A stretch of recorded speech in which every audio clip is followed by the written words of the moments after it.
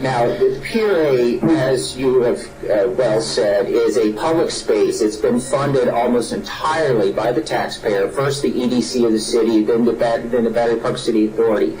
Part of that agreement, I won't go into the details, it's in my written stuff, is that there was supposed to be a public use. First, it was supposed to be used for security screening for the Statue of Liberty. Then the federal government and the state government agreed, like, hey, well, let's make it this public space. That has been perverted to the final plans of being nothing more than a museum about the size of that desk with pictures on the wall. That is not what we paid $7 million for. Now, this isn't directly related to the application, but Pier A and the Poulakakos have been involved in what could very be deemed as misappropriation of public funds, and that is a very serious problem. And like I said, again, just to reiterate, this morning I received an email from the district manager of the community board who, at their last meeting, had this discussion of whether or not they're going to come here today or whether it's even necessary. So, you know, it seems to me, well, I think it would have been helpful for them to be here. They were aware of Mr. Greer's opposition. They were, and that's why they sent an additional email saying that, aside from all of this swirling around, they're still supporting this. Yeah, I still have their same position. I don't know if the members would like to hear more about the finances of the operation. I mean, you've seen the source of funds that we I'd like to talk a little more, because one of the thrusts of the allegation seems to be that, and again, this isn't squarely within our jurisdiction, but it raises sort of it creates sort of a very unpleasant gestalt here that I'd like you to maybe try to dissipate if you can. Sure. With respect to the RFP? And the allegation that this project, as envisioned by your clients and the community board, is so far afield from what the original intent was of those who were appropriating money for this project, that it amounts to a huge fraud or a misappropriation of funds. So maybe you could talk generally about how,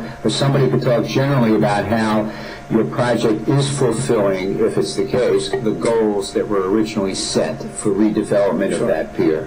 And I can have Paul Lamas, another one of the principals, address that, and if it would please the members, I'm happy to send you the actual RFP, the request for further information, the actual guidelines that BCA received from us early on, and you'll see that it mirrors exactly what we're intending to do. Are you aware of any investigation into the propriety or impropriety of the use of the funds for this project? No, sir. All right. Paul, do you want to talk about that RFP at all? Mr. Chairman, a project like this, it's obviously been going on for a long time for us. We're about 5 years into this.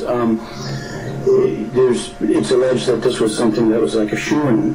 We were up against, there was a tremendous competition on the RFP and later for the RFQ for this project. Paul will fill you in a bit more maybe about it, but this was a process that was expensive, painstaking, and it went on for a long time, and we were asked to fulfill certain guidelines, and at the end of the day, I believe we got the project because of the amount of hiring we were going to do, the fact that they wanted the lights on after, let's say, the alternatives were, let's say, a museum shutting at 6 o'clock in the evening or something, and they wanted to create a bigger tax dollar base for such a space. And so we just simply filled in and programmed the space the way we would, and it ended up coming our way, very officially. Can somebody tell me something about the museum that it's been alleged is no larger than that space over there? Anybody know anything about the museum amongst the group? It's what's being referred to that it's not a museum. A competition a long time ago might have been going for a museum there. We're not museum curators, but what we do have in the space is an information-visitor center, which is being curated by the Downtown Alliance, and it's off the top of my head, somewhere just below 1,000 square feet of space, certainly over 800 square feet, right on the very, very corner of the space where all of that plaza traffic is sort of a very large kiosk? Well, it'll be, as Downtown Alliance said the other day when we were going through it, it'll be the biggest of their information centers.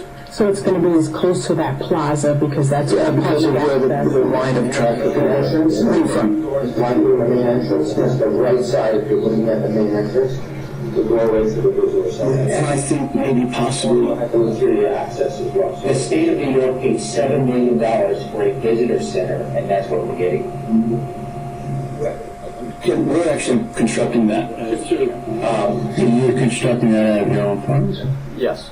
So, in response to this RFP, there were, 4 to 6 other respondents to it. And, we went through an interviewing process with the Battery Park City Authority. There was a second request for information that was issued to the finalist of that competition. And it was both based on both the concept that we were laying out as well as the economic terms that we were offering to Battery Park City Authority in the way of rent. The authority's obviously there to raise money to do other things throughout the community. So it was a combination of both of those things. What is the rental agreement roughly, if you could just generally describe? It was a base rent plus a percentage rent, so essentially